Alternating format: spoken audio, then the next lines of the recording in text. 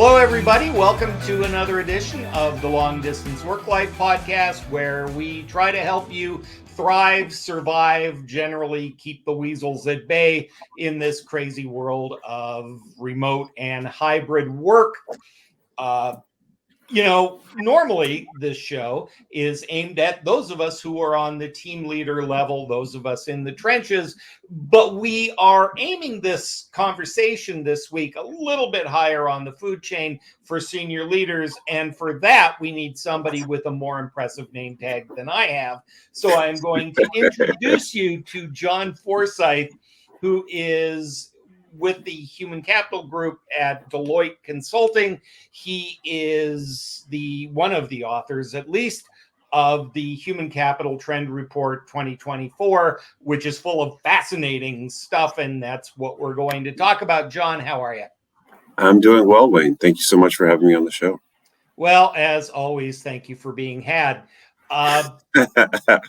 Okay, so the report came out and it's full of fascinating stuff, and we could talk for ages about it. I really want to focus on the growth of hybrid work and what senior leaders are thinking about that, because I kind of get the sense that, your own report says 50% of execs say that, we want to have a culture. We know it's got to be flexible. We know that there are going to be subcultures, and yet that makes them crazy. In a nutshell, what are senior leaders concerned about when it comes to, in particular, hybrid work? It's a great question, and I've been on the record saying that we're going to go through this hybrid dance until the end of the decade.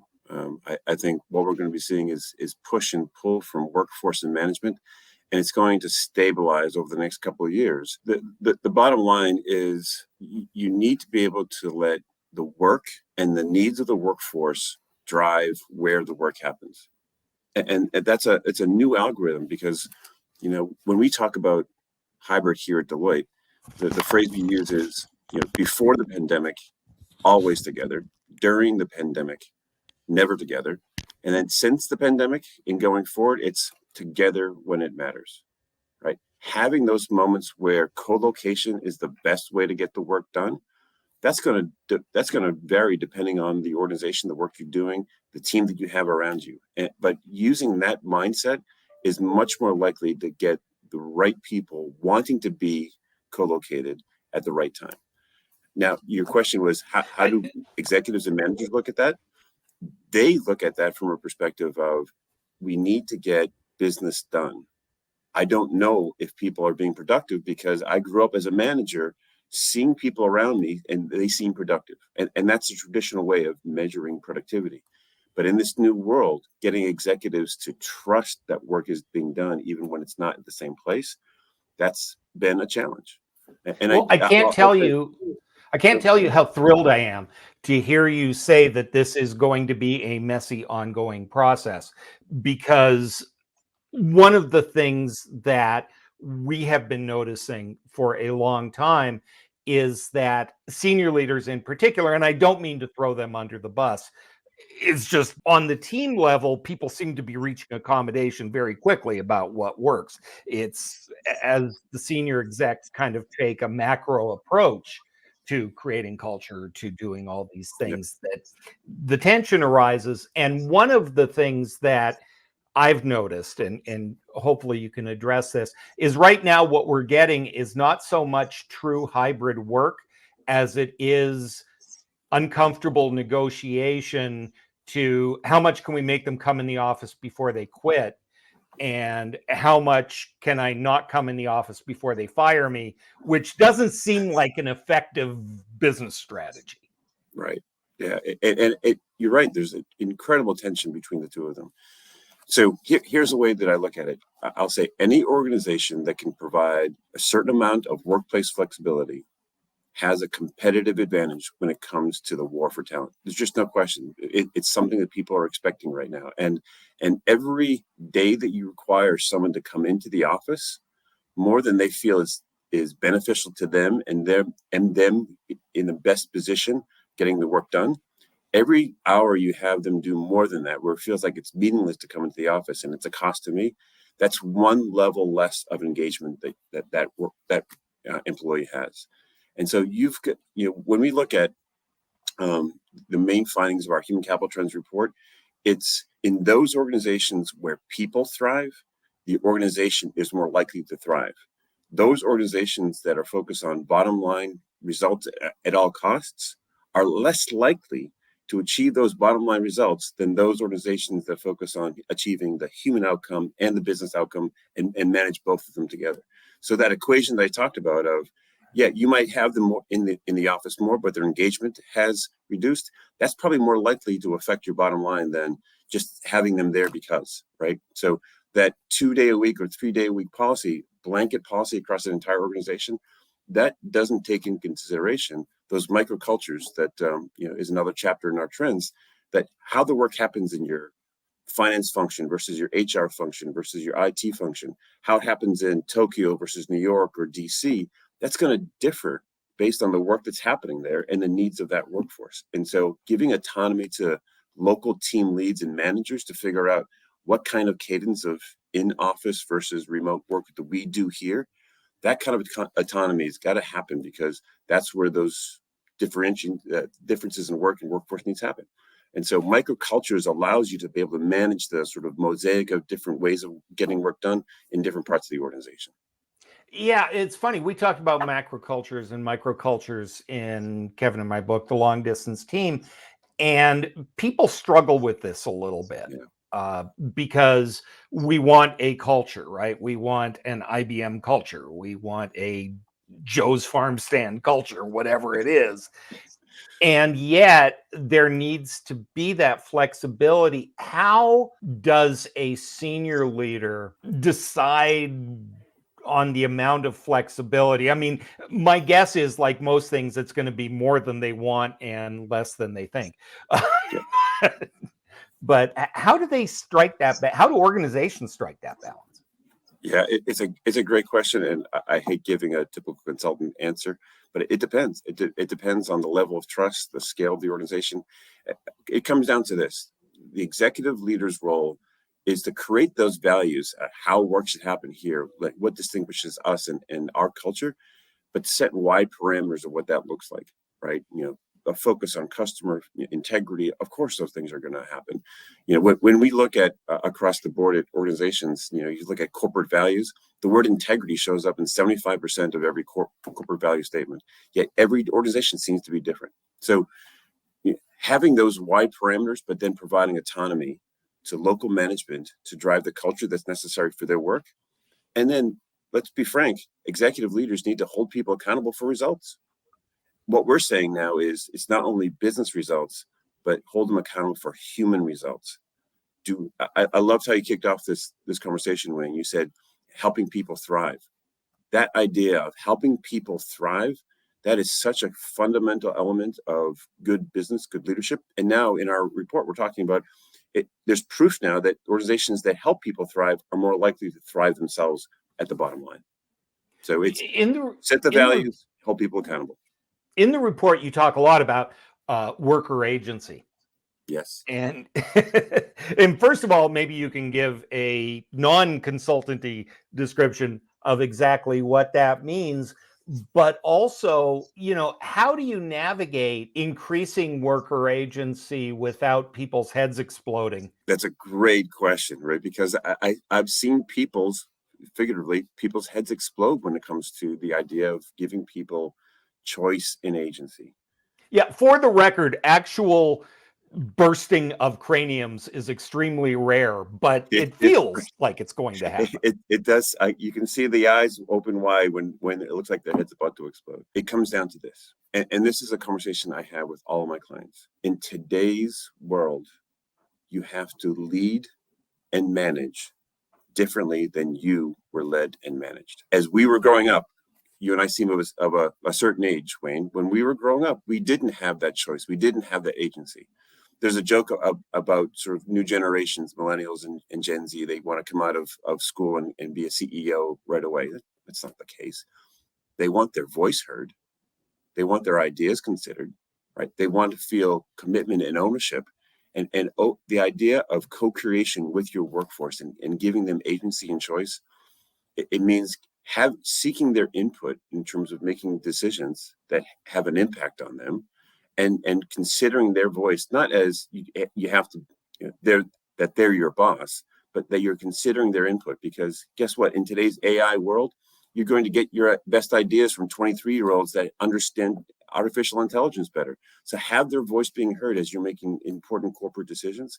And guess what? You're going to get new innovation, and you get an entire generation of your workforce that has commitment and ownership of your organization. They feel like they're an owner.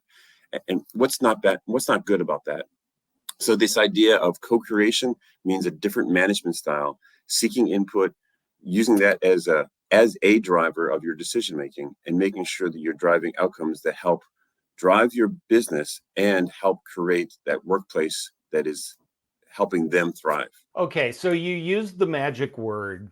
It's actually the magic acronym, which is Please? AI. Can I say please? We managed to actually get halfway through this conversation without using those two letters, but they're hard to avoid. Yeah. I know in your trends report, and everybody's trends report talks about, oh, AI is going to grow, it's going to be important, it's going to be on a practical level. What is AI going to do that will enable hybrid work to succeed? Well, my first answer is I don't know all the things that AI is going to do, but I've begun myself, even my age, begun playing with artificial intelligence. Well, I understand it's changing so fast. I'm not trying to put you on the spot, but as of 11:19 Pacific on March 28th, where do we stand? Yeah, I think it is going to change the world. I think it is going to enable hybrid. You're going to get to that optimization of hybrid use quicker, because you're going to understand what roles do you want humans to actually perform? What roles can technology, artificial intelligence, AR, VR do for you, automation? And the way I describe it is any kind of dirty, dangerous, dull, and disconnected work should be done by technology, right? If you're having to do any kind of data entry or transaction process or compiling of reports, technology can do that for you. What's left to the human, the truly human work that takes curiosity and empathy and collaboration and risk taking and problem solving, that we can't AI our way out of right now. So as a manager, understanding what's truly human and how can I get my workforce to spend as much of my time doing the truly human work, that's going to feed your bottom line, because you're going to get them at human performance. You're going to get them really productive, and you're going to create an employer brand that everyone's going to want to work for you. The top talent's going to want to work for you because you're giving them a chance to really have impact from day one. So it's that kind of equation that people have to pay attention to now, is what do we give to technology, and what do we truly allow the humans to do so they can play that human role? Well, and the human part in this obviously is a big part of your report.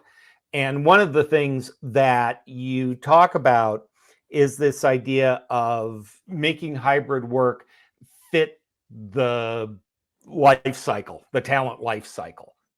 And I'm kind of fascinated by this and mildly confused. So using very small words, when you talk about the talent life cycle, what are we talking about? Sure. When I think of talent life cycle, recruiting, hiring, onboarding, assignment, performance management, development, training, learning, promotions, offboarding eventually, right? Every step along the way from talent life cycle. And you go back to my equation before of together when it matters. Think of important moments in that, even that talent life cycle, right? So onboarding new employees and getting them to really understand why the organization exists, what their role is going to be, who your network can be. Some of those things are probably better done in person, right? Which means that the newly onboarded person should be in person, meeting people that they can build relationships with and navigate through the firm. That means the onboarding buddies you might have there might need to be in person if that's a moment that truly matters to you. And then as you go through mentoring and development and apprenticeship, there are things that we can do virtually. You and I are having this conversation, and we're in two different time zones. But there are times, and I've seen, some we see drop in performance, and management needs to intentionally say, hey, Wayne, you're right. I've noticed XYZ performance. Why don't you and I come in, have a coffee? We'll whiteboard out exactly what I'm seeing, what you're feeling, and we can figure out a path going forward. It's just tough for me to do over the screen. How about that? That's a moment that matters in terms of a talent lifecycle, performance management, development, all that. Some of that is oftentimes better done in person, and figuring out intentionally as a manager when that is best for you and your team. That's something that sort of happened when we're all working together. That just happened as a walk by. Now you've got to be purposeful and intentional in scheduling those kinds of things. Yeah, I think that's really important that we take the view of this as the life cycle, because, the evidence certainly shows, if our guts and our eyes didn't tell us, the evidence is starting to show that depending where you are in your career, depending on where you are with the organization, your desire for flexibility, your ability to do this, the perceived notion that those darn kids never want to go into the office, frankly, isn't true. They want to meet their coworkers. They want to know what's going on. They want access to their manager. Whereas as you get a little further in your career and you get better at your job and you don't need somebody standing over you, that changes. So how are organizations kind of building these systems? I mean, what are the conversations? Who's involved in creating this? So the rule of thumb, and this came from last year's report, the new fundamental that we talk about is called think like a researcher. Don't try to create an all-encompassing corporate-wide policy and try to force it down. When you think like a researcher, it's test and pilot something, measure it, figure out what's working and what's not working, iterate upon that, test and pilot it again. And once you've got it to a place where it is defensible against a broader culture that would pull it apart, once you feel it's stable, now scale it across the rest of your organization. If you can do that through test, measurement, reiteration, you're more likely to find an approach that's going to work for you. And you'll have a playbook to how to go from a pilot to a scaled a policy across the entire organization. I think organizations that can take that kind of approach are much more likely to figure out what's going to work for them, because their work is unique, their workforce is unique, and how they determine their workplace should be unique to those situations. And there's no corporate-wide policy that's going to get a one-size-fits-all. Yeah, we have been calling that for a while now, pilot before policy. For the love of everything that's holy, don't build a policy notebook until you've tried this stuff. I love that. John, this has been great, and Tempus Fugit, as we assumed that was going to happen. True, my goodness, yeah. Leave us with, Deloitte's a big consultancy. You see a lot of people at very high levels of the organization. What do you think is the specific technology or collaboration technology thing that is going to be the next thing we need to worry about or think about? And AI isn't really a thing in itself, right? I'm talking about the actual technologies that organizations are purchasing, using. What's kind of coming over the hump that we don't know about? Well, I'm not the technologist, Wayne, but I'll say, our use of AR and VR, more and more becoming mainstream. You can wear the headset and feel like you're sitting around a table with all your colleagues, even though you're in multiple different time zones. I think that's going to be something that will be the next step towards feeling like you're together, even though you're not together. It'll be interesting for me to see how that plays out. There are certain things where being in the same room and picking up on the body language and having those side conversations in the hall, there is something that I don't think will ever replace with that. But I would never say that that should replace the opportunities and flexibility that technologies like what we're using right now, like AR, VR, and AI, it's just going to shape how we work, how we manage, and how we lead. One thing that gets lost in all this technology talk is managing work and leading people are innately important things within any organization.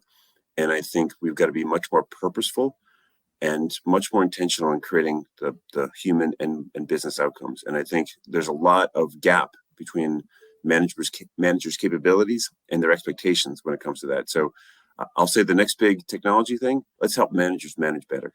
I think that's where it's going to come down to. Help them create the great environment for their workforce to help the people around them thrive. And you'll see the business outcomes just soar. Well, amen, brother. We are going to have to leave it there. If you have not yet read the 2024 Human Capital Report, you jolly well should. We will have a link to that on the show notes. We will have a link to John and the work that he's doing at Deloitte. As always, you can find those show notes at longdistanceworklife.com, along with other episodes of the show. If you are interested in helping your leaders learn to deal with the world of remote and hybrid work and make the change from always there to whatever the heck we're going to wind up with, I urge you to check out our long distance leadership series. There are 3 to 4 of those a year that folks can join. Join us at kevineikenberry.com to learn for that. And if you are interested in suggesting a question, suggesting a guest, suggesting a topic, just venting about what's going on, you can contact Marissa or myself through LinkedIn or at the email addresses on your screen. John Forsythe, Deloitte, thank you so much for being with us, man. I really appreciate your time. And I hope we've got some senior leaders listening to this conversation. Wayne, it was a real pleasure. Thanks for having me on.